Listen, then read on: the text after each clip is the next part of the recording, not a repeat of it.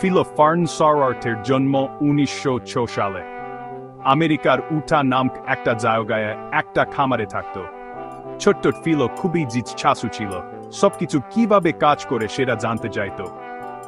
বিজ্ঞান আর নতুন নতুন আবিষ্কারের বাই পড়তে ভালোবাসত। মাত্র 14 বছর বয়সে তার মাথায় একটা বৈদ্যুতিক টেলিভিশনের আইডিয়া আসে। ফার্নসওয়ার্থ ছিল খুবই মেধাবী। টিনেজার বয়সে সে তার পরিবারের জন্য একটা কাপড় ধোয়ার মেশিন বানিয়ে ফেলে। এমনকি তাদের মডেল টি গাড়িটাকেও সে বিদ্যুতে চলার মতো করে বানিয়েছিল। এই প্রথম দিকের কাজগুলো তার মেধার পরিচয় বহন করে। থমাস এডিসন আর আলেকজান্ডার গ্রাহাম বেলের মতো বিখ্যাত আবিষ্কারকদের জীবনী পড়ে ফার্নসওয়ার্থ অনুপ্রাণিত হতো। তাদের কাজের কথা পড়ে সেও পৃথিবীকে নতুন কিছু দেওয়ার স্বপ্ন দেখত। তাদের অধ্যবসায় দেখে সে বিশ্বাস করত একাগ্রতা থাকলে কোন কিছুই সম্ভব।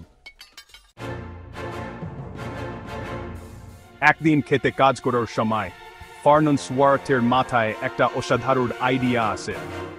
সে বুঝতে পারে ছবি পাঠানোর জন্য ইলেকট্রন ব্যবহার করা যায়।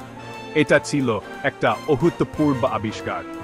1927 সালে 21 বছর বয়সে সে সফলভাবে তার প্রথম বৈদ্যুতিক টেলিভিশন দেখায়।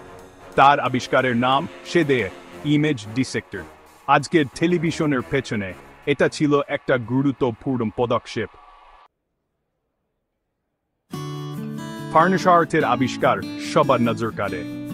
RCA এর মতো বড় বড় কোম্পানি, যার প্রধান ছিলেন ডেভিড সারনাফ, তার আবিষ্কারের সম্ভাবনা বুঝতে পারে। তারা ফার্নসওয়ার্থের কাছ থেকে পেটেন্ট কিনতে চায়, কিন্তু সে রাজি হয়নি।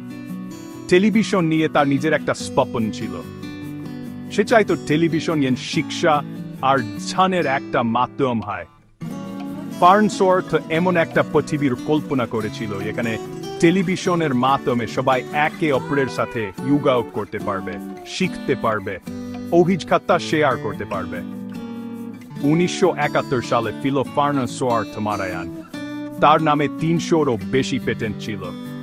বৈদ্যুতিক টেলিভিশনের উপর তার কাজ পৃথিবীকে বদলে দিয়েছে।